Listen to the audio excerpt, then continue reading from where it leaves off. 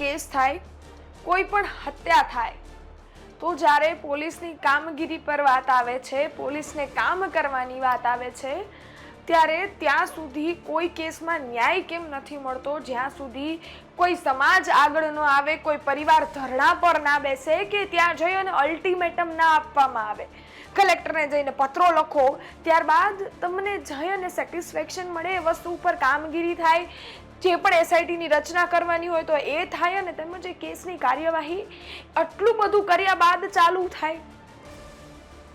ભરત Sondarva case જે છેલ્લા થોડાક સમયથી આપણા બધાના મુખ પર છે, કારણ કે ભરત સોંદરવા એક એવા આગેવાન હતા જે બધાના મુખ પર હતા.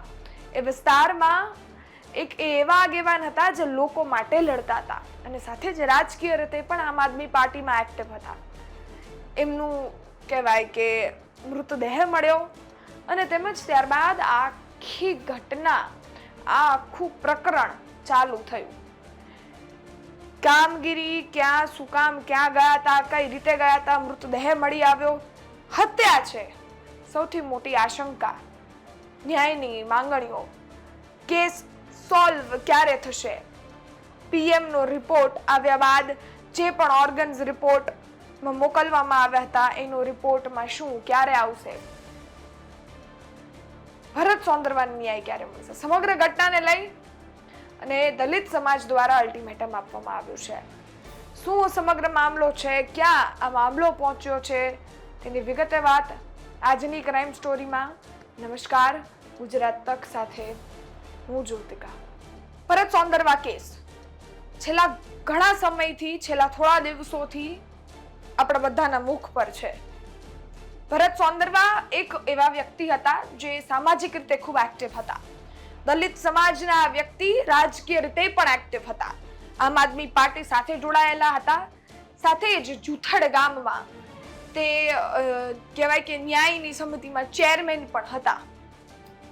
અને એક એવા વ્યક્તિ જે સામાજિક રીતે પણ એક્ટિવ, એના સમાજની કોઈ જ પણ તકલીફ હોય એ સોલ્વ કરવા જતા, લોકોની મદદ કરતા, અને તેમજ આ વ્યક્તિનો થોડાક સમય પહેલા એના માસીના ઘર પાસેથી મૃતદેહ મળ્યો.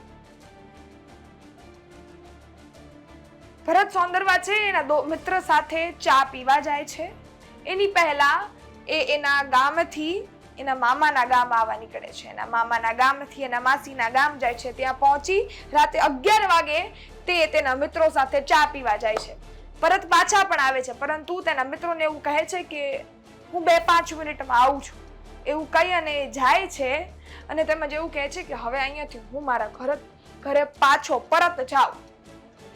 અને જવા નીકળે છે. બીજી સવારે એ જ એરિયામાં એના માસીના ઘર પાસે તેનો મૃતદેહ મળે છે. મૃતદેહ મળતા માથામાં ઈજાઓ હોય છે. આપણે બધા જ પોસ્ટમોર્ટમની રાહ જોતા હોય છે. પોસ્ટમોર્ટમના રિપોર્ટની રાહ જોવામાં આવે છે. પોસ્ટમોર્ટમનો રિપોર્ટ પણ આવી જાય છે. એમના માથા પર જે ઈજાઓ વાગી હતી એનાથી એમનું મૃત્યુ નથી થયું. આ એક નોર્મલ પોસ્ટમોર્ટમનો રિપોર્ટ છે. ત્યારબાદ એમને ઓર્ગન્સનો જે પોસ્ટમોર્ટમ રિપોર્ટ થતો હોય, જેને કહેવાય કે સ્પેશિયલ પોસ્ટમોર્ટમ કહી શકાય, એમાં તમને ખબર પડે કે એમને કોઈ ઝેર પીવડાવવામાં આવ્યું છે કે કયા કારણોસર એમનું મૃત્યુ થયું છે, એની માટે મોકલ્યું. ને આ પોસ્ટમોર્ટમ રિપોર્ટ ને આવતા 7 દિવસથી મેક્સિમમ 10 દિવસ જેવું થતું હોય છે. પરંતુ આ બધાની વચ્ચે હવે સૌથી મોટો સવાલ એક એ હતો કે જ્યારે એમની બોડી સ્વીકારવાનો, મૃતદેહ સ્વીકારવાનો એના પરિવાર, એમના સાથીદાર અને તેમજ એમના સમર્થકોએ ના પાડી, ત્યારબાદ વાત કરતા કે બધી જ વસ્તુઓને સેજ શાંત પાડતા એ મૃતદેહ સ્વીકારવામાં આવ્યો. અને તેમજ એમની અંતિમ યાત્રામાં 500થી પણ વધારે લોકો જોડાયા. આ નાનો આંકડો નથી. 500 લોકો એ અંતિમ યાત્રામાં જોડાય એટલા એક સાબિતી છે કે એટલા લોકો એની સાથે જોડાયેલા હતા, એટલા લોકો એને પ્રેમ કરતા હતા, એટલા લોકોથી એની લાગણી જોડાયેલી હતી. અને હવે આ બધા જ લોકો ગયા છે પોલીસ સ્ટેશન, અને તેમજ અલ્ટિમેટમ આપ્યું છે. ત્યાં જઈ અને કહ્યું છે કે મારો નાનો ભાઈ છે, હું કોઈ જ રાજકીય રીતે એક્ટિવ નથી, પરંતુ જો એ નહીં આવે તો એનો મૃતદેહ જે ગાળવામાં આવ્યો છે એને પરત કાઢી અને અહીંયા લાવવામાં આવશે અને એ રીતે ધરણા પર બેસવામાં આવશે. 15 દિવસનું છેલ્લું અલ્ટિમેટમ આપી દીધું છે. 15 દિવસમાં જો ભરત સોંદરવાને ન્યાય નહીં મળે તો આ સમગ્ર ઘટના ધરણા સુધી પહોંચી જશે. સમગ્ર બાબતે તમે વિઝ્યુઅલ જુઓ, એ પોલીસ સાથે જે અલ્ટિમેટમ આપી રહ્યા છે એની વાતચીત જુઓ, ત્યારબાદ હજી વિગતે વાત કરીએ. મારો કોઈ છે હું કઈ રાજકારણમાં છું નહીં. મારો નાનો ભાઈ હતો એટલે બધાને ઓળખતો. 15 તારીખે 27 તારીખે 27 નો બીજા 5 દિવસ બીજા તારીખે 10 તારીખે હું મારા દેશભાઈ મારા ભાઈની ગોળી લઈ અને અમે સહભાગી મિત્રો જે આગેવાનો છે જો સંતોષકારક જવાબ નહીં મળે તો અમે અમારે મારા નાના ભાઈની ગોળી લઈ અને હું અહીંયા આવી છું. એમાં યસ તમે 3 તારીખ સુધીમાં તમારે ભરતના મોતનું રહસ્ય ખોલવું પડશે. મર્ડર 15 દિવસનો ટાઈમ આપ્યો છે. 15 દિવસમાં પોલીસ આપણને શું કહે છે એટલે આપણે એસઆઈટીની રચના કરશું. આઈજી પાસે જાઉં, ઘણા બધા રસ્તા હોય.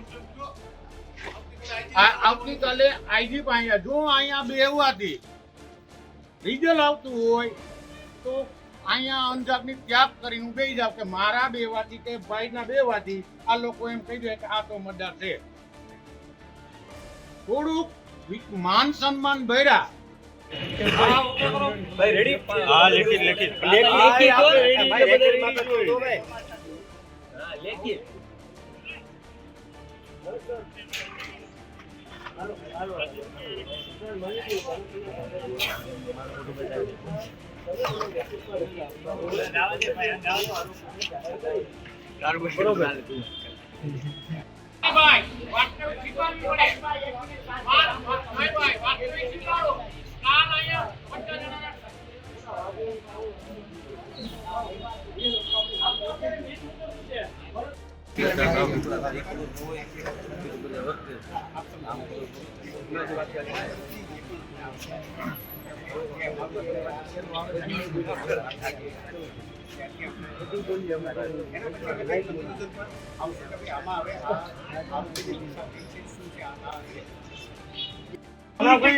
વાત કોઈ નહીં કરે, પ્લીઝ મહેરબાની કરીને. હા, આપણે એ બાબતે વધીએ. અમુક જે દીપકભાઈ મુદ્દાઓ કે અમુક રાજ મુદ્દાઓ છે કે આપણે સમય દેવો જોઈએ. અમુક બાબત પોલીસને જે સંસ્થાના દાયરામાં છે એને કહે કે આના નાર્કો ટેસ્ટ કરવાના છે. પછી નાર્કોમાં એક કે કોર્ટ મંજૂરી આપશે તો નાર્કો થાય. સમજી લેજો. પછી તમે ગમે એનું નામ દઈને એમ કહો કે આનું નાર્કો કરો, એમ ન હોય. એ પોલીસનું કામ છે. પછી અહીંયા બેહવાથી જો રિઝલ્ટ આવતું હોય તો મેંદરડા તાલુકાની, જુનાગઢ જિલ્લાની 5 કે ક્લોઝિંગ થઈને મોટી ને ઓળો થયું ને આમ થયું. અરે ભાઈ યાર છે મતલબ કરવા વાળો હશે ને હવે એ કામ કહેવાય. એ શું હોય જે કોઈ વિકૃતિ અથવા કોઈ રીઝન આપી કે કોઈ જમતી હોય છે ને તો જે હાથ પકડેલા છે એ તો પકડેલા છે. એ તો એ છે કે બે બંને હાથ પકડેલા છે બરાબર કોઈ ફાયદો છે. પણ જો અહીંયા તમારે બેવું હોય તો કાલ વિશાલ એક રહે અને એક હું રહે. વિચારી લો, સમજીને આવા આંદોલનો 1000 કર્યા છે. તમે સાંભળ્યો એ વિડીયો, તમે જોયા એ દ્રશ્યો જેમાં લોકો ધાડા પોલીસ સ્ટેશન સુધી ઉતરી આવ્યા છે. અને આમાં સૌથી દુઃખદ વાત ક્યાં છે ખબર છે? આવી કોઈ જ પણ ઘટના થાય, કોઈ જ પણ આવું ઇન્સિડન્ટ થાય છે, કોઈ હત્યા થાય છે, કોઈ જ પણ વસ્તુ થાય છે, ન્યાય માટે વલખા મારવા પડે છે. સમાજ ભેગો થઈ જાય છે, પોલીસ સ્ટેશન, કલેક્ટર કચેરી, આવેદન પત્ર જોવા જેવી કરવાની, ધરણા પર બેસવાનું, લોકો ઉમટી આવે નહીં રોડ રસ્તા પર, ત્યાં સુધી કાર્યવાહી કેમ ચાલુ નથી થતી?